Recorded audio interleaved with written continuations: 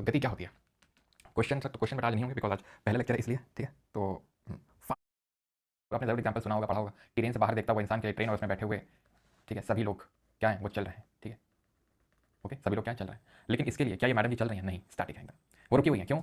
Relative position में change नहीं हो रहा है। हिंदी में आप ये पढ़ लेंगे, किसी संदर्भ बिंदु के सापेक्ष किसी वस्तु की स्थिति में होने वाले सापेक्ष परिवर्तन को गति कहा जाता है, ठीक है। यानी कि relative change in the position of an object with respect to a reference point, ठीक है। रेफरेंस पॉइंट के रिस्पेक्ट में वो वहीं पे बैठा हुआ है। रेफरेंस पॉइंट यहाँ पे ये है बंदा, इसके रिस्पेक्ट में तो ये मूव कर रहे हैं लोग इधर की ओर, लेकिन इसके रिस्पेक्ट में ये स्टैटिक वहीं पे है, ठीक है। तो गाड़ी के अंदर जो लोग आपस में बैठे हैं वो आपस में एक दूसरे के मोशन में नहीं है, वो स्टैटिक है, ठीक है। मोशन का अपोजिट होता है रेस्ट। रेस्ट का मतलब आराम, विश्राम। When the body still and not moving, उसको बोलते हैं rest. Motion is mainly described in terms of the following terms, distance और डिस्प्लेसमेंट, ठीक है। दो टर्म्स का यूज करते हैं हम मोशन को डिस्क्राइब करने के लिए, लेकिन आई होप आप समझ गए होगे मोशन का मतलब क्या है, रेस्ट का मतलब क्या है। यानी कि अगर कोई चीज चल रही है किसी के रिस्पेक्ट में, लाइक फॉर एग्जांपल अगर मैं देख रहा हूँ कि कोई चीज मूव कर रही है तो वो मोशन में है, और अगर वो रुकी हुई है तो रेस्ट में। जैसे कि हम गाड़ी के अंदर बैठे होते हैं तो हमें ऐसा लगता है सब तो बैठे हुए हैं, क्या दिक्कत है, सब तो बैठे हुए हैं, कोई तो नहीं चल रहा है, ठीक। अब जैसे फॉर एग्जांपल गाड़ी के जो अंदर लोग बैठे उनके लिए ऐसा लगा कि भाई जो ये पेड़ है या फिर जो कोई आदमी है बाहर वो चल रहा है, पेड़ ऐसा मूव कर रहा है, पेड़ ऐसा लग रहा है हमको, लेकिन पेड़ तो वहीं रुका हुआ है अगर हम देखें तो वो देखने के नजरिए पर डिपेंड करता है। सबका अपना अपना नजरिया होता है और उस नजरिए को बोलते हैं क्या, reference point. Now there are following two terms, बहुत इंपॉर्टेंट है, डिस्टेंस और डिस्प्लेसमेंट। हिंदी में बोलते हैं इनको दूरी और विस्थापन। It refers to the total length of the path of an object travels regardless of direction and the scalar quantity. ये हमें क्या बताता है, या दिशा की परवाह किए बिना किसी वस्तु द्वारा तय किए गए पथ की कुल लंबाई को संदर्भित करता है। ये एक अदिश राशि यानी कि स्केलर क्वांटिटी है। अब स्केलर क्वांटिटी क्या होती है इस पे आएंगे, लेकिन हम डिस्टेंस समझ लेते हैं पहले। तो डिस्टेंस क्या है कि कितनी लेंथ आपने कवर करी, कितनी लेंथ आपने कवर करी, right, that is called as length of the path. Like for example कोई पर्सन है यहाँ से यहाँ पर गया और उसने इस पाथ को फॉलो किया, इस रास्ते को फॉलो किया, तो इस रास्ते की जितनी लंबाई होगी वो डिस्टेंस हो जाएगी, बहुत सिंपल है। लेकिन डिस्प्लेसमेंट क्या होगा, विस्थापन क्या होगा, इस पॉइंट और इस पॉइंट के बीच की जो सबसे शॉर्टेस्ट डिस्टेंस है which would be a straight line is called as the displacement, is called as the displacement. इसको क्या बोलते हैं, विस्थापन बोलते हैं। समझ में आई आपको बात? लाइक फॉर एग्जांपल ये आपका घर है, क्या है ये, यहाँ पे आप रहते हो, ठीक, समझ में आई बात? यहाँ पे बहुत सारे घर बने हुए हैं, यहाँ पे लाइन से बहुत सारे घर बने हुए हैं, ये एक घर, ये है मैडम जी का घर, ये है आपका घर। अब आप क्या करेंगे, एक रास्ता है यहाँ से जाता है, उस रास्ते को लेकर जाएंगे घर, ठीक। तो वो जो आप रास्ता लेके जाएंगे दैट वुड बी डिस्टेंस, और ये पॉइंट आपके घर और इनके घर के बीच में जो एकदम स्ट्रेट लाइन बनेगी वो डिस्प्लेसमेंट है। ये स्ट्रेट लाइन डिस्प्लेसमेंट है, दैट डज नॉट मीन, ध्यान रखना डिस्प्लेसमेंट का मतलब ये नहीं कि इसको कवर करना जरूरी है। लाइक ऐसा तो है नहीं कि तुम ये जो घर बने हैं इनमें घुसते इनको तोड़ फोड़ के घुस जाओगे। तुम मुझे बताओ, रास्ता ही फॉलो करो ना वहाँ जाने के लिए, कि इन घर को तोड़ के फोड़ोगे, नहीं नहीं, हम तो शॉर्टेस्ट वाला फॉलो करते हैं, जो भी स्ट्रेट लाइन मिलती है, घर तोड़ फोड़ते हैं हम तो स्ट्रेट लाइन में चलेंगे। तो डिस्प्लेसमेंट एक वैसी चीज है कि भाई डिस्टेंस मैंने कवर किया, अब जहाँ पॉइंट से मैंने शुरू किया, जहाँ पे मैंने खत्म किया, उसके बीच में स्ट्रेट लाइन मैंने ड्रॉ कर दूंगा, शॉर्टेस्ट पाथ होगा, उसी को डिस्प्लेसमेंट बोलेंगे, उसी को विस्थापन बोलेंगे। तो यह प्रारंभिक और अंतिम स्थितियों के बीच का सबसे छोटा मार्ग है, कुल दूरी नहीं, और ये एक सदिश राशि यानी वेक्टर क्वांटिटी। अदिश सदिश क्या होता है देखेंगे, ठीक है। कुल दूरी नहीं है, सबसे छोटा मार्ग है, शॉर्टेस्ट डिस्टेंस है दोनों पॉइंट के बीच में, ठीक है। अभी मैं आपको समझाता हूँ और तसल्ली से आपको, ठीक है। जैसे फॉर एग्जांपल ये आप एक केस 1 लेते हैं, ये क्या है, केस 1 पहला केस है, जहां पे ये मान लेते हैं पॉइंट ए है, यहां से कोई इस पॉइंट पे गया, ये कौन सा पॉइंट है, पॉइंट नंबर बी है, समझ में आपको बात, पॉइंट बी। कितना कितना टोटल यहाँ पर लेंथ है, कितनी यहाँ दोनों के बीच की लेंथ है, अगर बात करूंगा तो डिस्टेंस यहाँ है, मान लेते हैं कि कितना मान लें 40 मीटर, 40 मीटर मान लेते हैं, ठीक है, 40 मीटर होगी। डिस्टेंस कितनी होगी, बहुत बेसिक सा कॉन्सेप्ट है, लेकिन जब सवाल अभी मैं लगाऊंगा ना तो तुम्हारे ना उर्जे पुर्जे ढीले हो जाएंगे, उर्जे पुर्जे तो ढीले हुए फिर देखना तुम, अबे सो रहे हो ना, मैं काफी लोग जग जाओ तुरंत, ठीक है। तो डिस्टेंस होगा पॉइंट ए से बी के बीच में, डिस्टेंस होगा 40 मीटर। अब इन दोनों पॉइंट के बीच में अगर डिस्प्लेसमेंट में पूछ लो तो कितना होगा, विस्थापन कितना होगा, वो भी 40 होगा, क्यों, स्ट्रेट लाइन है भाई, स्ट्रेट लाइन, शॉर्टेस्ट पाथ, मतलब तुमके मतलब distance is equal to displacement. ये है पहला केस, पहला केस। अभी तुरंत ही सवाल पे आ रहा हूँ, 2 मिनट नहीं लगेगा, 2 मिनट बाद सवाल दूंगा, ना बना पाए, बेल्ट तैयार है बगल में, कमरा भी तैयार है, ट्रीटमेंट तुरंत मिल जाएगा, ध्यान रखना, ठीक है। केस 2 मैंने लिया, जैसे कि फॉर एग्जांपल पॉइंट ए है, ठीक है, ये पॉइंट बी है, पॉइंट बी को उसी के पैरेलल ड्रॉ कर लेते हैं, ठीक है। ये पॉइंट बी है, this is point B, this is point A and this is मान लेते हैं पॉइंट सी है, ओके ओके। पॉइंट सी, रुक जाओ, इसको पॉइंट सी हटा दो, तुम एक काम करो, 2 ही केसेस पढ़ाते हैं, नहीं तो तुम्हारे कंफ्यूजन आ जाएगा। यहाँ से यहाँ इसको मूव करवा दिया, करवा दिया सर, करवा दिया, हाँ करवा दिया सर, कितना डिस्टेंस 40 मीटर। एक काम करो, इसको वापस ले जाओ, यहाँ वापस उसको ले पॉइंट सी पे, वापस आना था, हाँ वापस आ जाओ थोड़ा सा, ये हाँ ये अब सही है सर। ये कितना है, ये सी से लेके बी तक की जो लेंथ है वो 10 मीटर है। अब डिस्टेंस कितनी होगी सर बताइए तो जरा, और डिस्प्लेसमेंट कितनी होगी ये बताना, कितना होगा बताओ जरा, तो डिस्टेंस कितना होगा जल्दी से कमेंट बताओ भैया, टाइम नहीं है। तो यहाँ से लेकर यहाँ तक कितनी डिस्टेंस है, 40 मीटर, बस पड़ गया, जहाँ पड़ गया तुम्हारे, बेल्ट पड़ गई तुम्हारे, क्यों, डिस्टेंस का मतलब ये होता है कितनी दूरी तय करी उसने। तो ए से बी गया, फिर बी से सी आया, तो यानी पहले 40 मीटर चला, फिर उसके बाद फिर ये 10 मीटर आया, तो कितना हुआ, 50 मीटर। समझ में आई बात, समझ में आई बात। डिस्प्लेसमेंट क्या है, कहाँ शुरू किया कहाँ खत्म किया, उनके बीच की शॉर्टेस्ट डिस्टेंस, उनके बीच की शॉर्टेस्ट डिस्टेंस कितनी हो जाएगी, ए से बी 40 है, पूरा 40 है भैया, ए से बी कितना 40 है, और बी सी कितना, ये कितना सेक्शन है 10 है, तो 40 मीटर घटा दो, तो यहाँ से यहाँ तक क्या जाएगी 30 मीटर। समझ में आई बात, हाँ आगे से यही, ये थोड़ी ना था क्वेश्चन, ये थोड़ी ना था क्वेश्चन, तो दे रहे हैं बिल्कुल, ये क्वेश्चन करना चाहिए इसको, हाँ क्वेश्चन अब देखते हैं कितने लोग ढंग से समझा इसको, है ना। करो इसको चौथे नंबर 14 नंबर क्वेश्चन।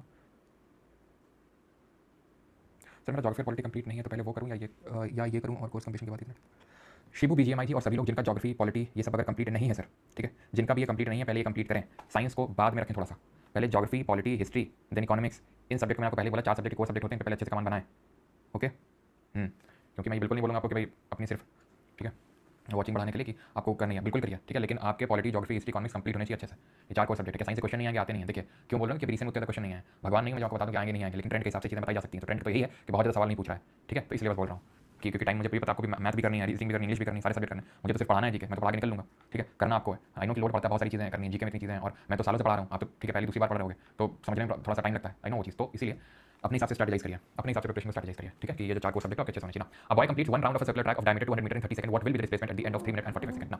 अब ये मान लो एक सर्कल है, ठीक है, ये सर ये सर्कल टूटा हुआ है, टूटा नहीं, जुड़ा हुआ है, ठीक है, तो सर्कुलर ट्रैक है, डायमीटर कितना है 200 मीटर, 30 सेकंड में पूरा कंप्लीट कर लेता है, क्या कर लेता है 30 सेकंड में एक राउंड पूरा कर लेता है, ठीक है, ये यहाँ पर इंपॉर्टेंट चीज़ है। तो पूछ रहा है कि 3 मिनट और 45 सेकंड के बाद डिस्प्लेसमेंट विस्थापन कितना होगा, ठीक है, ठीक है। तो सर अगर ये मान लो कि इस पॉइंट से शुरू कर रहा है, ठीक है, इस पॉइंट से ही शुरू कर रहा है, ओके, अगर इस पॉइंट से शुरू कर रहा है तो हर 30 सेकंड के बाद इसी पॉइंट पे आएगा, क्योंकि 30 सेकंड में एक राउंड पूरा कर रहा है, तो हर 30 सेकंड बाद यहीं आएगा, तो यानी जब यहाँ पे आ जाएगा तो डिस्प्लेसमेंट जीरो हो जाएगी, क्यों, क्योंकि इनिशियल और फाइनल पोजीशन के बीच में कोई डिस्टेंस कोई दूरी बची नहीं। मान लो ये जो हमारा बंदा था, ठीक है, ये जो बंदा था अगर घूम फिर के यहीं पे आ जाता, खड़ा हो जाता ए पे, तो डिस्प्लेसमेंट कितना होता है, विस्थापन कितना होता है, जीरो होता है सर, जीरो होता है कि नहीं आता, अगर घूम फिर के यूं है यार ये ऐसे वैसे करके यहीं आ गया घूम फिर के, जीरो हो गया डिस्प्लेसमेंट, डिस्टेंस तो पूरा पाथ की लेंथ होगी लेकिन डिस्प्लेसमेंट जीरो हो जाएगा ऐसे केस में, ठीक है। तो यानी मैं कह सकता हूं कि भाई 30 सेकंड के बाद यहाँ पे आएगा डिस्प्लेसमेंट जीरो हो जाएगा, यानी हर 30 सेकंड के बाद 3 मिनट और 45 सेकंड में कितने सेकंड होते हैं, तो 3 मिनट में 180 सेकंड हो गए, बिल्कुल होंगे, ठीक, और 45 सेकंड और जोड़ दो तो कितने सेकंड हो जाएंगे, ये हो जाएंगे आपके 225 सेकंड, 225 सेकंड हो गए, यानी हर 30 के मल्टीपल में हो जाएगा, 30 सेकंड बाद यहीं डिस्प्लेसमेंट जीरो, 60 जीरो 90 120 इस तरीके से चलता जाएगा आपका, ठीक है। कहाँ तक मैं इसको चलाऊँ, इसके करीब लेके जाऊँ, जैसे कि 30 इंटू कितना कर दूँ 7 राउंड लगाने में 210 सेकंड लग जाएंगे, यानी 210 सेकंड बाद भी इसका डिस्प्लेसमेंट जीरो है, बताओ 210 सेकंड बाद डिस्प्लेसमेंट जीरो होगा, क्योंकि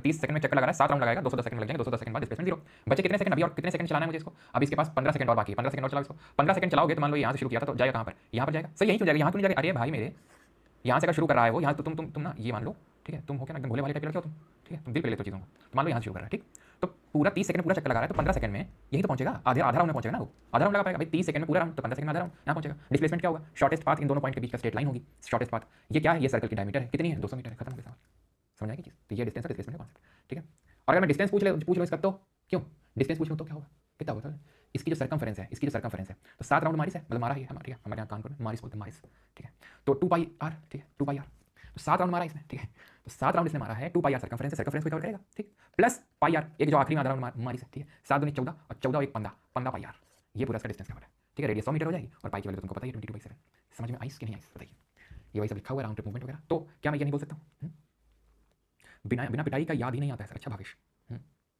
सर एक बार बता दो यार,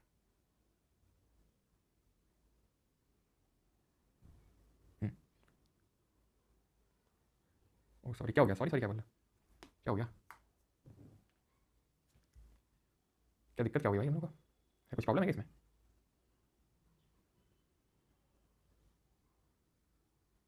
ये 100 मीटर होगा, 100 मीटर क्यों होगा, 100 मीटर क्यों होगा, किस पे कौन बोल रहा है 100 मीटर,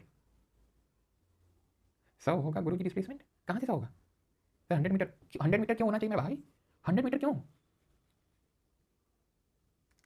ऐसा करता हूँ पढ़ाना छोड़ देता हूँ भाई, लो पानी लाओ जरा थोड़ा सा, मतलब 100 तुमने बोला ठीक है, गलती हो गई होगी, ठीक, तुमको समझ आ जाए कि हाँ 200 से गलती, ना ये सर आपसे कुछ गलती हो गई है ना, 100 ही होगा मास्टर, तुम गलत पढ़ा रहे हो, सही है, ये भी सही है, पेपर में जब गलत हो जाए तो बोल देना नहीं यही होगा, क्योंकि हम 3000 लोग हैं और 3000 में से 2000 अगर बोल रहे हैं 100 तो सही बोल रहे होंगे, ठीक है, तुम 100 ही मान लो, तुम मैं क्या बोलूँ, कहाँ से तुमको 100 निकाल के दिखा दूँ इसका मैं, क्या स्केलर क्वांटिटी और वेक्टर क्वांटिटी पे आता है, it only represents numerical value, magnitude को रिप्रेजेंट करता है, vector quantity magnitude direction represent करती है, कैसे, जैसे तुम जा रहे हो वैसे जा रहे हो, ठीक, जा रहे हो, ठीक, तो तुम किसी एक लाइक फॉर एग्जाम्पल अगर बोलता हूँ डिस्टेंस की अगर बात कर लो, डिस्टेंस की अगर बात कर लो, तो मैंने बोला भाई कि तुम जो है 50 मीटर कवर किया हो, कितना मीटर कवर किया हो तुम, 50 मीटर कवर किया हो, कितने टाइम में कवर किया हो, कितने टाइम में कवर किया हो, तो मैंने बोला कि तुमने 1 मिनट में कवर किया, ठीक है, तो जितना तुमने डिस्टेंस कवर किया जितने टाइम में वो तुम भूल जाओगी, तुम भूल ही जाओगी, स्केलर वेक्टर तुम भूल ही जाओगी, ठीक है, पहले तुम इस पे आओ, स्पीड डिस्टेंस टाइम का फंडा समझो, फिर वेक्टर वाला तुमको समझ में आएगा। देखो स्पीड डिस्टेंस टाइम का क्या रिलेशन होता है आपस में, तो स्पीड होती है पहले वो समझो, तो स्पीड कुछ नहीं, कितना आपने डिस्टेंस ट्रैवल किया, कितने टाइम में ट्रैवल किया, वो होती है आपकी स्पीड। लाइक फॉर एग्जांपल आपने बोला कि ऊपर बार क्यों आ रहा है इसमें, आपने लाइक बोला एग्जांपल के तौर पे कि मेरी स्पीड है 50 किलोमीटर प्रति घंटा बराबर, what does this mean, this means कि आप 50 किलोमीटर कवर कर रहे हो 1 घंटे में, आप 50 किलोमीटर कवर कर रहे हो 1 घंटे में, ये इसका मतलब, यानी अगर आप इसी स्पीड से चलते रहोगे तो आप 1 घंटे में 50 किलोमीटर चलोगे, ये है मतलब, यानी कि कितनी डिस्टेंस चलोगे, कितने टाइम चलोगे, दिस इज कॉल्ड स्पीड। अब इसको रिप्रेजेंट करने के अलग अलग तरीके हैं, टाइम को धर ले जाओ, स्पीड पे धर लाओ, तो time is equal to distance upon speed हो जाएगा, स्पीड को स्पीड और टाइम का मल्टीपल कर दो तो डिस्टेंस दे देगा, सिंपल, ये अलग अलग तरीके से आपको देखने को मिलेगा, ठीक, समझ में बात। अब स्केलर क्वांटिटी होती है जिनका डायरेक्शन से कोई लेना देना नहीं होता है, ठीक है, और वेक्टर क्वांटिटी होती है जिनका डायरेक्शन से लेना देना होता है। लाइक फॉर एग्जांपल मैं स्ट्रेट लाइन पे चल रहा हूँ, और एक चीज़ यहाँ पे ध्यान रखना, एक kind of in a nutshell अगर मैं लिखूँ डिराइव करके, तो ये मैं लिख सकता हूँ कि डिस्टेंस इज ऑलवेज ग्रेटर और इक्वल टू डिस्प्लेसमेंट, ये चीज़ हमेशा ध्यान रखना, ये चीज़, ठीक है, कि डिस्प्लेसमेंट कभी डिस्टेंस से ज़्यादा नहीं हो सकता है, ठीक, और डिस्टेंस हमेशा ज़्यादा होगा ये भी गलत बात है, डिस्टेंस अभी हमने इस केस में देखा था कि बराबर था डिस्प्लेसमेंट के, तो डिस्टेंस बड़ा या बराबर हो सकता है डिस्प्लेसमेंट के विस्थापन के, ठीक है। अब यहाँ पर स्ट्रेट लाइन में अगर गाड़ी चल रही है, ठीक है, तो जो उसका काइंड ऑफ आप मान लो कि मैग्नीट्यूड होगा, like for example 50 kilometre per hour, वही उसका वेलोसिटी भी होगा। वेलोसिटी का भी हम कॉन्सेप्ट आते हैं, लेकिन अभी के लिए बस इतना ध्यान रखो तुम, स्केलर जो होती है वो सिर्फ एक न्यूमेरिकल वैल्यू होती है, उसमें कोई डायरेक्शन का कंपोनेंट नहीं होता है। वेक्टर में डायरेक्शन का कंपोनेंट होता है, जहाँ पे डायरेक्शन यानी कि आपको ये काइंड ऑफ क्या बोलते हैं हिंदी में इसको, दिशा है नहीं, ठीक है। तो संख्यात्मक मान और दिशा दोनों को दर्शाता है आपका सदिश राशि। जैसे ये तो उस पर भी आएंगे। स्पीड आप समझ जाओगे, it is the rate at which objects position changes with time, ठीक है, यानी कि ये वह दर है जिससे गति की दिशा की परवाह किए बिना समय के साथ किसी वस्तु की स्थिति में परिवर्तन होता है। Rate at which objects position changes with time, ठीक है, उसकी पोजीशन जो चेंज हो रही है उसको बोलते हैं क्या, स्पीड, ठीक है, कितने टाइम में हो रही है उसको बोलते हैं स्पीड। इसकी जो स्केलर क्वांटिटी होती है, यानी कि जो मात्रा सही मात्रक होता है, ठीक है, सही इसका जो सही यूनिट होती है, सही मात्रक होता है, मीटर पर सेकंड होता है, स्केलर क्वांटिटी होती है। एवरेज स्पीड कैसे निकालते हैं, यानी कि औसत चाल कैसे निकालते हैं, it is the ratio of total distance travelled by an object to the total time taken to cover that distance, it is also scalar quantity. Average, अगर स्पीड स्केलर है तो एवरेज स्पीड भी स्केलर ही होगी। कैसे निकालते हैं, total distance covered upon total time taken, ठीक है। अब इस पर एक बहुत ही अच्छा न्यूमेरिकल है, यहाँ पर मैं देख लेता हूँ, अगर अवेलेबल है तो मैं आपसे लगाता हूँ, रुको एक सेकंड, मैं देख लेता हूँ यहाँ पे है कि नहीं।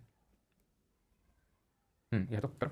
एवरेज स्पीड का फॉर्मूला मैंने आपको बताया है, total distance upon total time, ठीक, total distance upon total time. चलो मैं थोड़ा सा बेसिक से करवा देता हूँ, नहीं तो तुम्हें थोड़ा सा टफ पड़ जाएगा अपने काफी लोगों के लिए, ठीक है। Total distance upon total time covered, ना टोटल टाइम टेकन। तो मान लो कि कोई पॉइंट ए से शुरू करता है और कोई पॉइंट बी तक जाता है, ठीक, ओके, कितना टाइम लेता है, यहाँ पे लेता है वो 20 सेकंड, ठीक।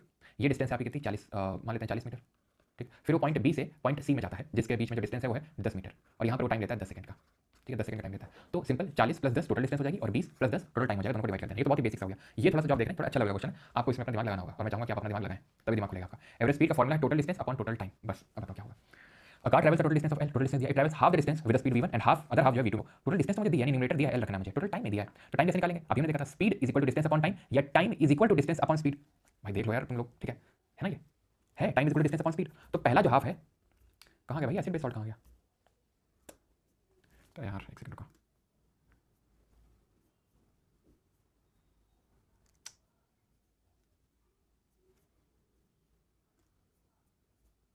क्या हो गया यार ये,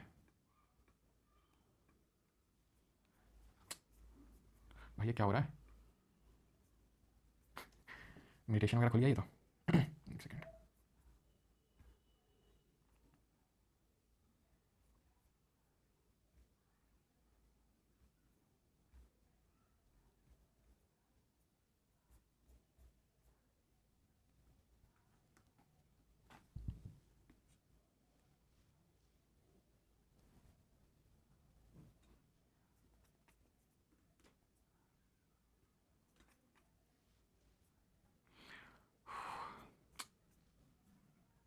एक सेकंड रुको यार, पता नहीं कहाँ फाइल चली गई।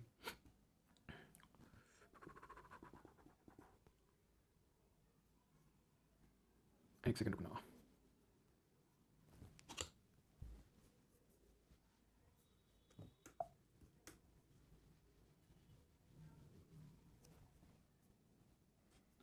एक सेकंड बस, चलो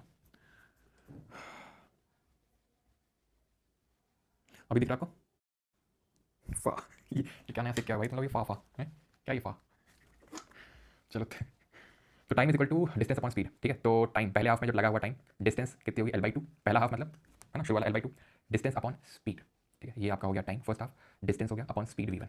इसी तरीके से हो जाएगा आपका T2 L/2 और अगला है v2, ठीक, ठीक है सर। तो यहाँ पे लिख दूँ मैं, ठीक है, टोटल डिस्टेंस कितनी है, ओके, टोटल टाइम कितना होगा T1 plus T2, total distance upon total time T1 plus T2, तो L/2v1, वो 2 नीचे आ जाएगा तो 2v1 प्लस L/2v2, ठीक, L अपॉन ये 2v1 v2 में एलसीएम ले लूँ, ठीक है। तो यहाँ पे कितना आ जाएगा, ये कितना आ जाएगा L/v2 प्लस L/v1, आ जाओ यहाँ पे L अपॉन L कॉमन लिया v1 प्लस v2, और ये 2v1 v2 ऊपर पहुंच जाएगा 2v1 v2, L से L कैंसिल, तो 2v1 v2 upon v1 plus v2, ठीक है। ऑप्शन नंबर बी समझ में आया? थोड़ा सा मैं मान सकता हूँ कि हाँ अच्छा लेवल क्वेश्चन था, ओके। तो यार नाटक नहीं खत्म हो रहे हैं इसके, ठीक है, क्लियर हो गया आपको एवरेज स्पीड का। एवरेज स्पीड में अगर बात करेंगे तो मोशन दो तरीके के होते हैं, uniform motion, non uniform motion. क्या होता है यूनिफॉर्म, एक समान गति और असमान गति, हिंदी में समझ में आ रहा है एक समान गति और असमान गति, अंग्रेजी में भी यूनिफॉर्म और नॉन यूनिफॉर्म। यूनिफॉर्म क्या होती है, यूनिफॉर्म क्या होती है, स्कूल यूनिफॉर्म होती है ना, होती नहीं होती स्कूल यूनिफॉर्म। आप जीएसटी इंस्पेक्टर बनेंगे तो आपको यूनिफॉर्म वर्दी सिलवानी पड़ेगी, वर्दी पहनोगे आप, है ना, ठीक है। इनकम टैक्स में जाओगे तो उसकी वर्दी होगी, ठीक है। तो हर उसकी एक इंस्टीट्यूशन की अलग अलग वर्दी है जो बताता है कि ये लोग सब एक समान है, कैसे ये सब एक समान है, स्कूल ये सब एक स्कूल के बच्चे हैं, ये सब एक डिपार्टमेंट के लोग हैं, ये सब एयरफोर्स के लोग हैं, सब नेवी के लोग हैं, ठीक है, ब्लू लाइट ब्लू पहने हुए एयरफोर्स हैं, व्हाइट है नेवी है। तो यूनिफॉर्म का मतलब आपको यहीं से अंदाजा लगाना चाहिए कि जो समानता को दर्शाए वो होता है यूनिफॉर्म। यूनिफॉर्म मोशन जो समानता यानी कि समान टाइम में समान डिस्टेंस को अगर ट्रैवल किया जाता है तो उसको हम बोलते हैं यूनिफॉर्म मोशन, ठीक है, उसको बोलते हैं एक समान गति। लाइक फॉर एग्जांपल कोई पॉइंट ए से पॉइंट बी तक जा रहा है, ठीक, कितने टाइम में जा रहा है, ये जा रहा है 1 सेकंड में। 1 सेकंड में कितना डिस्टेंस है दोनों के बीच में, 10 मान लो कि 1 मीटर है, 1 मीटर का डिस्टेंस है यहाँ पर। देन ये पॉइंट बी से पॉइंट सी है, इन दोनों के पॉइंट में भी 1 मीटर का डिस्टेंस है और ये भी 1 सेकंड में कवर कर रहा है। फिर पॉइंट सी से पॉइंट डी में गया, ये भी 1 सेकंड में कवर कर रहा है और ये भी 1 मीटर का डिस्टेंस, यानी कि सेम टाइम में सेम डिस्टेंस को कवर कर रहा है, यूनिफॉर्म। सिंपल। नॉन यूनिफॉर्म क्या होगा, पता चला कि पहले 1 सेकंड में 2 मीटर कवर कर रहा है, फिर अगले 1 सेकंड में 1 मीटर कवर कर रहा है, फिर अगले 1 सेकंड में 3 मीटर कवर कर रहा है, फिर अगले 1 सेकंड में मात्र आधा मीटर कवर कर रहा है, यानी कि उसकी जो गति है वो समान नहीं है, असमान है, यानी कि एक टाइम पीरियड में वो एक डिस्टेंस को ट्रैवल नहीं कर रहा है। So uniform motion is characterized by an object moving in a straight line with a constant velocity, which means that it covers equal distance in equal interval of time, resulting in zero acceleration. ठीक है, तो ये आपको समझ में आना चाहिए। Motion अगर बात करेंगे तो ऐसे तीन तरीके के हो सकते हैं। एक तो स्ट्रेट लाइन मोशन होता है, ठीक है, ठीक है, object moving in straight line at a constant speed, ठीक है, और constant velocity is called as rectilinear motion और लीनियर मोशन। सर्कुलर होता है जो an object moving along a circular path at constant speed is called as circular motion, वृत्तीय गति बोलते हैं, यानी कि इस तरीके से सर्कुलर पाथ में मूव कर रहा है। Rotational motion, object rotating around a fixed axis at a constant angular speed. तो फिक्स्ड एक्सिस जैसे हमें पता है कि अर्थ की एक्सिस है, अर्थ की एक्सिस कितनी टिल्टेड है जरा बताएंगे आप, बताइए। ज्योमेट्री में लोगों ने पढ़ा था कई साल पहले की पहली बात है, कहां पर हमने क्या पढ़ा था कि कितनी टिल्टेड है, इसकी एक्सिस टिल्टेड 23.5 डिग्री है ना। तो अपने एक्सिस के अराउंड अगर वो कोई चीज घूर्णन कर रही है तो उसको हम बोलते हैं रोटेशनल मोशन। नॉन यूनिफॉर्म, जैसे कि ऑन ऑब्जेक्ट स्पीड और direction changes over time, so it doesn't cover equal distance in equal interval of time, जो मैंने आपको बताया, ठीक है। नॉन यूनिफॉर्म के एग्जांपल आप यहां पे देख सकते हैं, नॉन यूनिफॉर्म एग्जाम मोशन के एग्जांपल्स हैं, ठीक है, ओके। चलो आगे आते हैं, बाकी ये सब ऑसिलेशन वगैरह हम आगे देखेंगे, ठीक है, चिंता न करें, ऑसिलेशन वगैरह हम देखेंगे, वहां पर इसको समझेंगे लोग, ठीक है। ऑसिलेशन का मतलब होता है टू एंड फ्रो, एक पॉइंट के, ठीक है, टू एंड फ्रो जो मूवमेंट होता है, हम आगे देखेंगे इस चीजें। Uniform motion non uniform motion का ये ग्राफ बनता है, डिस्टेंस टाइम ग्राफ की अगर बात करेंगे तो कुछ इस तरीके से बनता है, जहां पे वाई एक्सिस में डिस्टेंस को रिप्रेजेंट करते हैं, एक्स एक्सिस में टाइम को रिप्रेजेंट करते हैं। तो हमें साफ साफ देख के समझ में आ रहा है कि 1 मिनट में 10 यहाँ पर डिस्टेंस ट्रैवल करी गई है, ठीक है, 1 मिनट में 10 मीटर की डिस्टेंस ट्रैवल करी गई, फिर अगले मिनट में फिर से 10 मीटर की, फिर अगले 1 मिनट में फिर से 10 मीटर की, फिर अगले 1 मिनट में फिर से 10 मीटर की, एंड सो ऑन, इस तरीके से 10 मीटर हम डिस्टेंस ट्रैवल कर रहे हैं हर एक मिनट। लेकिन वैसा यहाँ पे नहीं हो रहा है नॉन यूनिफॉर्म मोशन के केस में, ठीक है, यहाँ पर इक्वल डिस्टेंस ट्रैवल नहीं करी जा रही है इक्वल इंटरवल ऑफ टाइम में। वेलोसिटी पे आते हैं, वेग क्या होता है, is the rate at which an object changes its position in a specific direction, यानी कि वेग वह दर है जिससे कोई वस्तु एक निश्चित दिशा में अपनी स्थिति बदलती है। वेलोसिटी एक्चुअल में कुछ नहीं है, स्पीड प्लस डायरेक्शन है। वेलोसिटी क्या है, वेलोसिटी आपका स्पीड प्लस डायरेक्शन, ये लिखा हुआ है यहाँ पे, ठीक है। स्पीड में आप डायरेक्शन का कंपोनेंट ऐड कर दीजिए, वेलोसिटी हो जाएगी। लाइक फॉर एग्जांपल यहाँ पर इस तरीके से कोई मान लो कि बॉडी कोई भी गाड़ी चल रही है, ठीक है, उसको हम बोल सकते हैं कि ठीक है ये लगभग 50 किलोमीटर पर आवर की स्पीड पे चल रही है, मान लेते हैं, ठीक है। तो ये इसकी डिस्टेंस होगी, ये इसकी क्या होगी, ये इसकी डिस्टेंस होगी, ये इसकी सॉरी ये इसकी स्पीड होगी, वेलोसिटी होगी। क्यों? क्योंकि स्पीड जिस तरीके से डिस्टेंस अपॉन टाइम होता है, उसी तरीके से वेलोसिटी डिस्प्लेसमेंट अपॉन टाइम होता है, विस्थापन बटा समय होता है यहाँ पे। तो हमें पता है कि जो डिस्टेंस है, मान लो कि इस तरीके से कोई स्ट्रेट लाइन में चल रही है, कोई भी चीज स्ट्रेट लाइन में चल रही है, तो उसका डिस्टेंस और डिस्प्लेसमेंट बराबर होगा। कोई चीज ऐसे करके चल रही है तो हम ये इसका डिस्टेंस हो जाएगा और डिस्प्लेसमेंट ये हो जाएगा। लेकिन कोई चीज चली स्ट्रेट लाइन में रही है तो डिस्टेंस डिस्प्लेसमेंट बराबर होगा। यानी कि अगर डिस्टेंस डिस्प्लेसमेंट बराबर है तो स्पीड और वेलोसिटी बराबर होगी। क्यों? स्पीड डिस्टेंस अपॉन टाइम है, वेलोसिटी डिस्प्लेसमेंट अपॉन टाइम है, डिस्टेंस डिस्प्लेसमेंट बराबर है तो स्पीड और वेलोसिटी बराबर होगी। लेकिन अगर मान लो कि ऐसा ना चल के और इसने अपना मान लो कि ऐसा पाथ चेंज कर दिया, इसने अपनी डायरेक्शन को चेंज कर दिया। अब क्योंकि इसने अपनी डायरेक्शन को चेंज कर दिया तो डिस्प्लेसमेंट यहाँ पर बदल जाएगा, क्योंकि डिस्प्लेसमेंट बदल जाएगा, क्योंकि डिस्प्लेसमेंट बदलने से वेलोसिटी भी चेंज होगी, और डिस्प्लेसमेंट और वेलोसिटी दोनों ऐसे कंपोनेंट है जो डायरेक्शन होल्ड करते हैं। डायरेक्शन का इनमें कंपोनेंट होता है, इसलिए दोनों ही वेक्टर होती हैं, सदिश राशियां होती हैं। तो अदिश राशि स्केलर क्वांटिटीज वो होती हैं जिनमें सिर्फ आपका कंपोनेंट होता है किसका, मैग्नीट्यूड होता है, इनमें कोई डायरेक्शन का कंपोनेंट नहीं होता है। और अगर बात करेंगे वेलोसिटी में, ठीक है, या फिर डिस्प्लेसमेंट में, यहाँ पर कंपोनेंट होता है। जैसे टाइम की बात करूंगा अगर मैं, समय, तो क्या समय की कोई दिशा होती है? मैं क्या बोल सकता हूँ कि क्या इतना समय बज रहा है, इस डायरेक्शन में बज रहा है? बिल्कुल नहीं, बड़ा एब्सर्ड लगेगा बोलने में कि भाई इतना बज रहा है, इतनी डायरेक्शन में बज रहा है, नहीं मैं बोल सकता हूँ, सिंपल सी बात है, राइट। तो वेलोसिटी को वेक्टर क्यों बोल रहे हैं? क्योंकि डायरेक्शनल कंपोनेंट है, इसमें तो है नहीं, तो इसी में तो होगा डिस्प्लेसमेंट में। तो बिल्कुल डिस्प्लेसमेंट में वेक्टर यहाँ पे डायरेक्शन यहाँ पे मायने रखता है, ठीक है, क्योंकि आपको स्ट्रेट पाथ पे चलना होगा तब आपको डिस्प्लेसमेंट मिलेगा, और सो गोज विद द वेलोसिटी। तो वेलोसिटी इसलिए वेक्टर है, स्पीड स्केलर है। जैसे कि मैं बोलता हूँ 54 किलोमीटर पर आवर, स्पीड का एक मैग्नीट्यूड हो गया, स्पीड किस डायरेक्शन में जा रहा है वो मैटर करता है, ठीक है। अगर उसको भी मैं जोड़ दूंगा तो वो वेलोसिटी हो जाएगी। वेलोसिटी का फॉर्मूला क्या होता है, डिस्प्लेसमेंट अपॉन टाइम। ध्यान रखिए डिस्प्लेसमेंट को कहीं पे स्मॉल एस से रिप्रेजेंट करते हैं, डिस्टेंस को कैपिटल डी से और डिस्प्लेसमेंट को स्मॉल एस से रिप्रेजेंट करते हैं। कहीं स्मॉल डी से भी कर देते हैं जैसे यहाँ पर किया गया, लेकिन जनरली स्मॉल एस से किया जाता है, ठीक है। तो वही जैसे speed equal to distance upon time, ऐसे velocity equal to displacement upon time. अब यहाँ पे ये एक चीज लिखी हुई थी, ठीक है, थोड़ा सा इसको समझा देता हूँ कि जनरली किलोमीटर पर आवर में आपको देखने को मिलती है, ठीक है, स्पीड।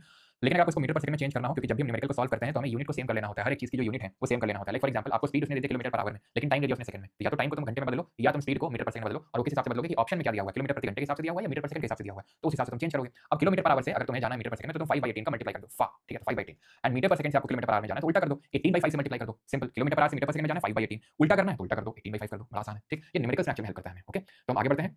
अब आते हैं एक्सेलरेशन में। एक्सेलरेशन क्या है? देखो, अगर वो नॉन यूनिफॉर्म मोशन है, अगर कोई मोशन नॉन यूनिफॉर्म मोशन है मतलब कि समान टाइम में समान डिस्टेंस को ट्रैवल नहीं कर रहा है, यानी कि कुछ ना कुछ तो स्पीड में चेंज आ रहा है उसके, है ना, कुछ ना कुछ तो स्पीड में चेंज आ रहा है। तो स्पीड में चेंज आ रहा है कुछ ना कुछ, तो उसको नॉन यूनिफॉर्म मोशन बोल रहे थे। स्पीड में अगर चेंज आ रहा है या डायरेक्शन में चेंज आ रहा है, जैसे मैं बोलूं कि कोई 50 किलोमीटर से 54 किलोमीटर प्रति घंटा हो गया, तो मैंने क्या बोला, स्पीड में चेंज आ गया, बोला मैंने स्पीड में चेंज आ गया, ठीक। मैं बोलूं 50 किलोमीटर प्रति घंटे चला था, अभी भी उसी में चल रहा है, लेकिन उसने अपनी डायरेक्शन चेंज कर ली। तो तुम मुझे बताओ, डायरेक्शन चेंज कर ली तो वेलोसिटी चेंज नहीं होगी? भाई वेलोसिटी तो दोनों केस में चेंज हो जाएगी। अगर उसका मैग्नीट्यूड चेंज हो गया, स्पीड चेंज हो गया तो भी वेलोसिटी चेंज होगी, और अगर डायरेक्शन चेंज हो गया तो भी वेलोसिटी चेंज होगी। स्पीड डायरेक्शन से कोई उसका नाता ही नहीं है। हम बोलते हैं स्पीड 50 है, फिर 54 है, 55 है, लेकिन इसमें ये नहीं पता चलता कि किस डायरेक्शन में, क्या उसने अपनी डायरेक्शन बदली। तो वेलोसिटी में डायरेक्शन कंपोनेंट ऐड हो गया। तो ध्यान रखना, अगर वेलोसिटी में चेंज आ रहा है, यानी कि मैग्नीट्यूड में भी या तो आ सकता है या डायरेक्शन में आ सकता है या दोनों में आ सकता है विद रिस्पेक्ट टू टाइम, तो इसको हम क्या बोलते हैं, एक्सेलरेशन यानी कि त्वरण। It essentially describes how quickly an object speed और डायरेक्शन इज चेंजिंग। और इसका SI यूनिट क्या होता है, मीटर पर सेकंड स्क्वायर। डिस्टेंस और डिस्प्लेसमेंट का SI यूनिट मीटर होता है। स्पीड और वेलोसिटी उन दोनों का भी कॉमन है, मीटर पर सेकंड होता है। एक्सेलरेशन का मीटर पर सेकंड स्क्वायर होता है। कैसे वो समझो। एक्सेलरेशन है क्या, एक्सेलरेशन है क्या, त्वरण है क्या। तो यहाँ मैं लिखता हूँ राइट साइड में, वैसे डब्बे के अंदर लिखा हुआ है, लेकिन मेरे लिखने से शायद तुम्हें ज्यादा जल्दी से समझ में आ जाए। तो एक्सेलरेशन त्वरण है क्या, वेलोसिटी में कितना चेंज आ रहा है। हमेशा फिजिक्स में या फिर केमिस्ट्री में भी चेंज के लिए डेल्टा, इसको डेल्टा बोलते हैं, रिप्रेजेंट करते हैं, कितने टाइम में आ रहा है, ये एक्सेलरेशन को बताता है। अब चेंज इन वेलोसिटी का मतलब ये होता है फाइनल वेलोसिटी, ये जैसे लिखा हुआ final velocity minus initial velocity. हमेशा ध्यान रखना, फाइनल वेलोसिटी को v से रिप्रेजेंट किया जाता है, इनिशियल वेलोसिटी को u से रिप्रेजेंट किया जाता है। तो change in velocity upon time, simple. Velocity की SI यूनिट क्या होती है, मीटर पर सेकंड, और टाइम की कितनी होती है, सेकंड। रख दे यहाँ पर, मीटर पर सेकंड पर सेकंड, मीटर पर सेकंड पर सेकंड, यानी कि ये आपका क्या हो जाएगा, मीटर पर सेकंड स्क्वायर। सर ये मीटर पर सेकंड से मीटर पर सेकंड कैंसिल नहीं हो जाएगा, ऐसा नहीं होता है, ऐसा नहीं होता है। अब अगर मीटर पर सेकंड था और इनटू अगर होता, इनटू तो कट जाता, मीटर आ जाता। डिवाइड में था तो मीटर पर सेकंड करोगे, माइनस प्लस काम नहीं करता यहाँ पे कि भैया मीटर पर सेकंड है और ये मीटर पर सेकंड को जैसे v + u कर दूं मैं, तो ये मीटर स्क्वायर पर सेकंड स्क्वायर ना, अगर ऐसा होता तो होता। पावर ऐड कब होती है, पावर सब्ट्रैक्ट कब होती है, मल्टीप्लाई डिवाइड में होती है ना। इतना तो मैं से पढ़े होगे कि मल्टीप्लाई में पावर ऐड होती है, डिवाइड में सब्ट्रैक्ट होती है। तो SI यूनिट एक्सेलरेशन कितना आ जाएगा, मीटर पर सेकंड स्क्वायर आ जाएगा त्वरण का, ठीक, समझ में आ गई बात सर। अब एक्सेलरेशन यानी कि त्वरण तीन तरीके से हो सकता है, या तो कोई चीज स्पीड अप हो सकती है, जैसे नहीं आप बाइक चला रहे हो, ठीक है, ये आपकी बाइक है, ठीक है, ये जो है आपकी बाइक है, बाइक में बैठे हुए हो, जा रहे हो आराम से, जा रहे हो, ठीक है। ला ला ला ला ला ला ला ला ला ला ला ला ला ला ला ला, ठीक। भाई भगा दी तुमने एकदम इम्प्रेस करने के चक्कर में। क्या किया तुमने एकदम, क्या किया? क्या भाई भगाओगे या फिर स्लो करोगे? क्या करोगे? क्या करना चाहोगे तुम बताओ? ऐसे केस में तुम क्या करना चाहोगे? स्लो करना चाहोगे या फिर भगाना चाहोगे? स्लो करना चाहेंगे सर, ओके ठीक। स्लो करो, क्यों? थोड़ा इम्प्रेस कर लेना इधर उधर करके, तो मतलब तुमने स्लो किया। फिर तुम डायरेक्शन में चेंज करोगे, हो सकता है तुमने अपनी स्पीड, तुम चल रहे थे 30 किलोमीटर पर आवर की स्पीड, तुमने कर ली 20 किलोमीटर पर आवर मैडम जी को देखते हुए। कितने का चेंज हुआ? 10 चेंज हुआ ना भाई, एक्सेलरेशन तभी आएगा जब चेंज होगा, एक्सेलरेशन तभी आएगा जब चेंज होगा वेलोसिटी में, जब चेंज होगा वेलोसिटी में, ठीक। तुम आराम से ला ला ला करते चल रहे हो 20 किलोमीटर, आगे तुमने देखा उनके पापा जी खड़ा हुआ, फा, और तुमने क्या किया? 20 से सीधा 40 में किया, धन। क्या हुआ तुमने? तो यहाँ पे क्या हुआ? यहाँ पे स्पीड कम करी, यहाँ क्या हुआ? स्पीड बढ़ा दी। तो स्पीड अप कर सकते हो या स्लो डाउन कर सकते हो, या कुछ नहीं कर सकते, सिर्फ डायरेक्शन चेंज कर सकते हो। क्यों क्यों भैया? वेलोसिटी में चेंज सिर्फ स्पीड चेंज से नहीं, डायरेक्शन चेंज से भी आता है, इसलिए मधुमक्खी अपना वो नहीं करी, इधर ऐसे भाग रही, ये भी एक्सेलरेट करिए। जनरली हम जब स्पीड अप करते हैं तो हम बोल देते हैं कि हम एक्सेलरेट किया, और जब स्लो डाउन करते हैं तो हम बोलते हैं रिटार्डेशन किया। लेकिन रिटार्डेशन को ठीक है बोल तो देते हैं, लेकिन ऐसे टेक्निकली वो सही टर्म नहीं बोला, लेकिन ठीक है समझ लो रिटार्डेशन। रिटार्डेशन मतलब नेगेटिव एक्सेलरेशन, क्योंकि आप स्लो डाउन कर रहे हैं, नेगेटिव एक्सेलरेशन बोलेंगे, और स्पीड अप कर रहे हैं तो पॉजिटिव एक्सेलरेशन आएगा। क्यों ऐसा होता है वो समझ लो। वाह, हाँ पापा जी आशीर्वाद लेना है। अच्छा अच्छा, तो स्पीड अप कर रहे हो, तो स्पीड अप कर रहे हो तो मतलब कि जो यू इस केस में जैसे तुमने स्पीड अप किया, ठीक है। पहले तो स्लो डाउन देख लेते हैं, तो पहले तुम 30 किलोमीटर की स्पीड पे थे, ठीक। तो स्लो डाउन किया तुमने, 30 में थे, फिर कितने पे गया? 20 में, ठीक है। कितने टाइम में? मैंने बोला तुम ना ये काम किए 1 घंटे में, तो मैंने बोला कि तो सॉरी 1 घंटे में ही ज़्यादा हो गया ये, 1 घंटे मान लेते हैं, ठीक है, कंसिडर करने के लिए। तो 30 माइनस 20, सिंपल सिंपल, ठीक है। 30 माइनस 20 अपॉन 1 घंटा मार दिया, कितना आएगा? 10 बटा 1 घंटा, इस तरीके से आएगा। यहाँ पे क्या हुआ? इनिशियली आप 20 में थे, आपने एकदम फा हो गया आपका, तो ये 20 से 40 में हो गया, तो फाइनल वेलोसिटी, ठीक है। ऑलराइट, एक सेकंड स्लो डाउन किया था, तो final velocity minus initial velocity, यानी कि यहाँ पर मैंने 30 पहले लिख दिया, 20 माइनस 30, तो कितना आएगा? माइनस 10। ये जो माइनस दिखा रहा है, माइनस का साइन हमें ये दिखा रहा है कि हम स्लो डाउन किए हैं, इसी को नेगेटिव एक्सेलरेशन बोल देते हैं। तो यहाँ पे क्या होगा? फाइनल वेलोसिटी 40 है, इनिशियल वेलोसिटी 20 है, तो ऑब्वियसली पॉजिटिव में नंबर आएगा। तो ये आपको समझ में आएगा कि हम फाइनल वेलोसिटी पहले रखते हैं, फाइनल वेलोसिटी से माइनस करते हैं इनिशियल वेलोसिटी को, तो अगर इनिशियल वेलोसिटी ज्यादा थी, अगर हमने स्लो डाउन किया तो नेगेटिव एक्सेलरेशन देखने को मिलेगा, ठीक है। ये डिस्टेंस टाइम ग्राफ बनता है, जो कि हमें वेलोसिटी दिखा, जो कि हमें क्या दिखाता है? डिस्टेंस टाइम ग्राफ, ये हमें स्पीड दिखाता है। डिस्प्लेसमेंट टाइम ग्राफ हमें वेलोसिटी दिखाएगा, ठीक है। तो ये चीज आपको ध्यान रखनी है कि क्या दिखाता है। Slope of this graph gives the speed of the object. A straight line with a constant slope means N object is moving at a constant speed. A curved line indicates the speed is changing which may mean acceleration और डिसलेशन। समझो क्या कहना चाह रहा है ये? कहना ये चाह रहा है कि लाइक फॉर एग्जांपल ये बंदा है कोई, ठीक। ये कोई है, तो ये क्या कर रहा है? ये चल रहा है, कितनी डिस्टेंस कितने टाइम में ट्रैवल किया, कितनी डिस्टेंस कितने टाइम में ट्रैवल किया, क्या होता है? स्पीड। तो ये ग्राफ में क्या देता है? स्पीड देता है। अब ध्यान इस ग्राफ में तुमको ये रखना है, सिर्फ एक चीज याद रखनी है तुमको, एक तो ये याद रखना है कि इसका स्लोप क्या देता है अपने को? स्पीड देता है। एक चीज जो ध्यान रखनी अच्छी चीज जो है कि जितना स्टीप बनेगा, जैसे मान लो ये एक है, ये एक ग्राफ डिस्टेंस यहाँ है टाइम, ये दूसरा ग्राफ है, ये तीसरा ग्राफ है, ठीक। कौन ज्यादा स्टीप है? स्टीप का मतलब ढलान किसकी ज्यादा है, स्लोप किसकी ज्यादा है? सर इसकी ज्यादा है। इसका मतलब क्या होगा सर? इसका मतलब है कि कम टाइम में ज्यादा डिस्टेंस ट्रैवल कर रहा है। ये तो मतलब हुआ अगर मैं ऐसे करके ऐसे बना दूं इस लाइन को, तो इसका मतलब क्या होगा मेरे भाई? 1 सेकंड में पहले ये लगभग कितनी कर रहा है? तुम समझो ना, ये 1 सेकंड है, 1 सेकंड कहां है? कहां है? 1 मीटर में ट्रैवल कर पा रहा हूं ये 1 metre 2 metre 3 metre 4 metre 5 metre ही मान लो, ठीक। ये सेकंड मान लो, टाइम सेकंड मान लो, 1 सेकंड में कितना चल रहा है? 1 मीटर भी नहीं चल पा रहा है। और यहां मैं दूसरे केस में जो मैंने पर्पल लाइन बनाई बैंगनी वाली, 1 सेकंड में कितना चला दिया मैंने इसको? 2 मीटर से के आसपास चला दिया। 1 सेकंड में 2 मीटर चला दिया, यहां 1 सेकंड में 1 मीटर भी नहीं चल पाया। मतलब स्पीड किस केस में ज्यादा है? इस केस में। तो जितना ढलान ज्यादा होगा, जितना स्टीप होगा लाइन, उतना ही ज्यादा स्पीड होगा, ये समझना। तो फर्स्ट केस की स्पीड ज्यादा होगी as compare to 2 is compare to 3, ठीक। समझ लगाओगे? देते हैं बाद में देंगे, चलो ठीक है। क्या भी दे दें बताओ? नहीं अभी दे देते हैं, क्योंकि इससे होगा क्या ना, तुम्हारे दिमाग में छप जाएगा। पहले देखो डिस्टेंस डिस्प्लेसमेंट टाइम ग्राफ, रुक जाओगे, डिस्प्लेसमेंट टाइम ग्राफ पे भी आवेंगे, पहले जरा थोड़ा सा ये समझाएंगे आपको। फा कहाँ गया? फा तो यार वो पता है क्या बोलते हैं, एक मिस्टेक हो गई है। हाँ कोई मिस्टेक नहीं हुई है। मालिक थोड़ा गलती हुआ, कहाँ गया भाई वो क्वेश्चन ग्राफ वाला? ये रहा ना, करो इसको। हाँ क्या दीजिएगा? चाय मतलब सर कितना बचा बैंक जाना है?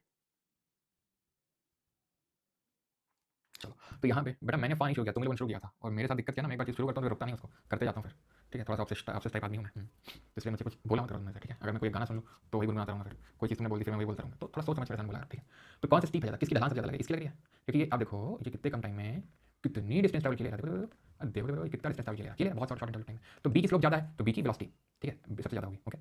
फिर उसके बाद ए, फिर उसका सी तो भैया यहाँ से यहाँ हो गया टाइम। मूव कहाँ कितना किया? मूव कितना किया? लो इतना मूव किया, कितना इतना, और टाइम ले लिया इतना, पगला एकदम से, ठीक है। तो बी ऐसे बी सबसे ज़्यादा होगी, देन ए की सी ये ऑप्शन समझेगा, ठीक है। हाँ शिफ्ट बहुत करना पड़ा ना, इस स्लाइड से उस स्लाइड में, उस स्लाइड से इस स्लाइड में, कोई नहीं समझना चीज़, ठीक। तो अगर कोई बॉडी, अभी डिस्प्लेसमेंट टाइम ग्राफ पे आते हैं। डिस्प्लेसमेंट टाइम ग्राफ क्या देता है? ये देता है अपन को वेलोसिटी, ये देता है वेलोसिटी। डिस्टेंस टाइम ग्राफ क्या देता है? Speed. And displacement time graph क्या देगा? वेलोसिटी देगा, सिंपल सी बात है, समझ में एक बात, ठीक। तो यहाँ पर स्टेशनरी और बॉडी के लिए आप देखो वहीं पे है, डिस्प्लेसमेंट हो ही नहीं रहा, टाइम बढ़ जा रहा है, सब कुछ बढ़ जा रहा है, लेकिन वो हो ही नहीं रहा उससे कुछ, ठीक है। देन यहाँ पे देखिए आप फॉर यूनिफॉर्म मोशन, तो यूनिफॉर्म मोशन में आप देख रहे हैं कि यूनिफॉर्मली चल रहा है, यानी कि इक्वल डिस्टेंस में equal displacement, equal time equal displacement, equal time equal displacement, equal time equal displacement, तो ये यूनिफॉर्म। नॉन यूनिफॉर्म देख सकते हैं, कभी कम तो कभी ज़्यादा, कभी कम तो कभी ज़्यादा, ठीक है, इस तरीके से हो रहा है, ओके। चलो आगे बढ़ते हैं, न्यूमेरिकल्स पे आते हैं, लेकिन उससे पहले एक और ग्राफ आपको बताना है मुझे, और वो बता देता हूँ, फिर आगे बढ़ते हैं, ठीक है। एक होता है आपका वेलोसिटी टाइम ग्राफ। अगर पूछ ले वेलोसिटी टाइम ग्राफ क्या दिखाता है, ठीक है, वेलोसिटी टाइम ग्राफ ये क्या दिखाता है? तो वेलोसिटी टाइम ग्राफ की अगर बात करेंगे तो ये आपको दिखाता है एक्सेलरेशन, क्या दिखाता है, एक्सेलरेशन दिखाता है वेलोसिटी टाइम ग्राफ, जिसको हम बोलते हैं त्वरण। तो इसकी स्लोप दिखाती है एक्सेलरेशन, त्वरण, ठीक है। और अगर एरिया अंडर दी कर्व पूछ लेगा, यानी कि जो एरिया बनता है इस कर्व के अंदर में, तो भी क्वेश्चन आई थिंक आएगा, उसमें तो देखेंगे, वो दिखाता है आपको डिस्प्लेसमेंट यानी कि विस्थापन। बस इतना ध्यान में रखना है आपको। एरिया अंडर दी कर्व कैसे, जैसे कि फॉर एग्जांपल मान लो कुछ ऐसा वो बना, तो यहाँ पर मैं डॉट लाइन डालूंगा, ये राइट एंगल ट्रायंगल बनेगा, इसका एरिया निकालूंगा, तो डिस्प्लेसमेंट देगा, और उसकी स्लोप ढलान हमें देगी एक्सेलरेशन, ठीक है। Numerical of motion in straight line, the उत्सव कॉन्सेप्ट। उत्सव कॉन्सेप्ट क्या है, तो देखो हमारे पास 4 वेरिएबल्स हैं, u t s a v, जहां पे u दिखा रहा है इनिशियल वेलोसिटी, t दिखा रहा है टाइम, s दिखा रहा है डिस्टेंस, a दिखा रहा है एक्सेलरेशन, और v दिखा रहा है फाइनल वेलोसिटी। इनका यूज करके हम 3 फॉर्मूला डिराइव करते हैं जो रटने हैं। इनका मैं डेरिवेशन करके नहीं दिखाऊंगा, बिकॉज़ कोई मतलब है नहीं डेरिवेशन दिखाने का, ठीक है। या बोर्ड एग्जाम नहीं देने वाले, क्लास 10 के बच्चे नहीं, इनफैक्ट तो क्लास 10 में भी हटा दिया गया इस डेरिवेशन वाले कॉन्सेप्ट को।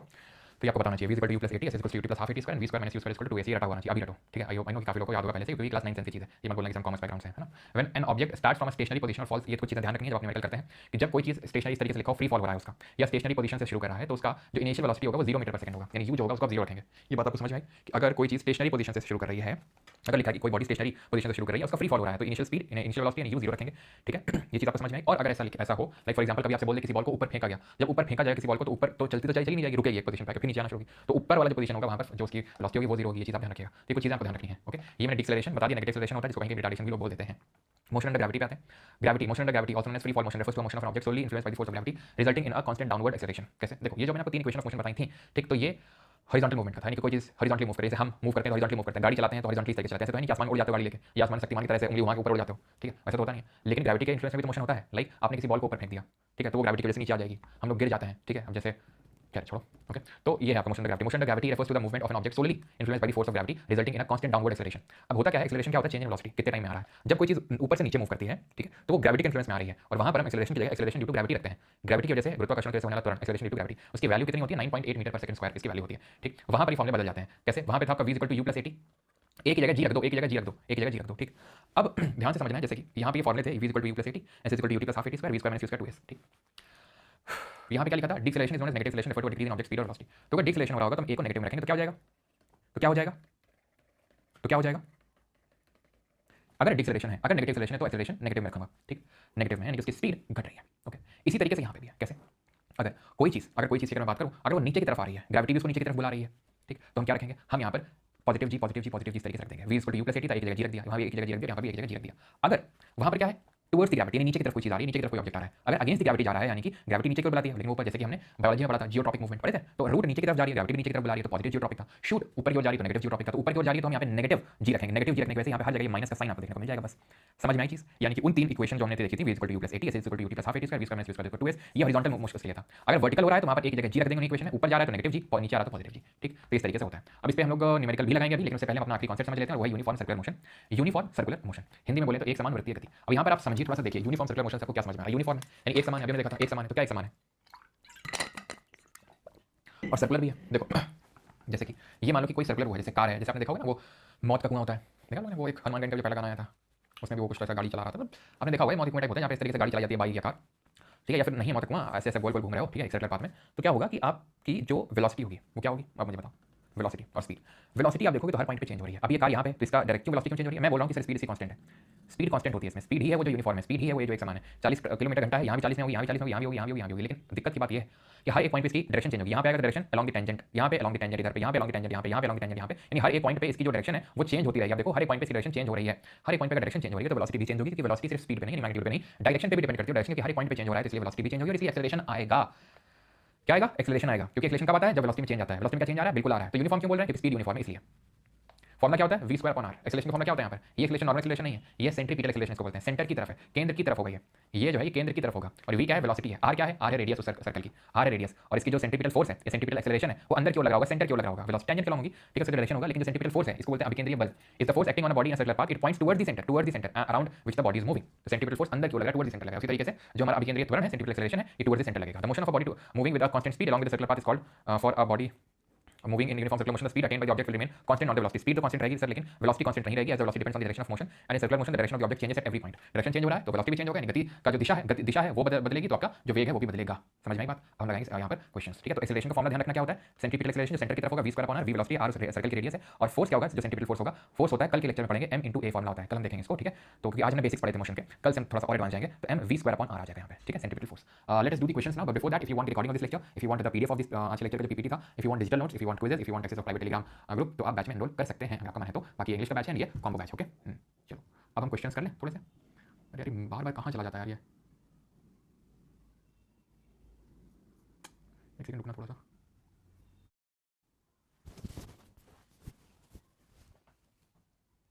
सर उस क्वेश्चन में 45 सेकंड थी इसलिए 100 में आ रही थी आंसर।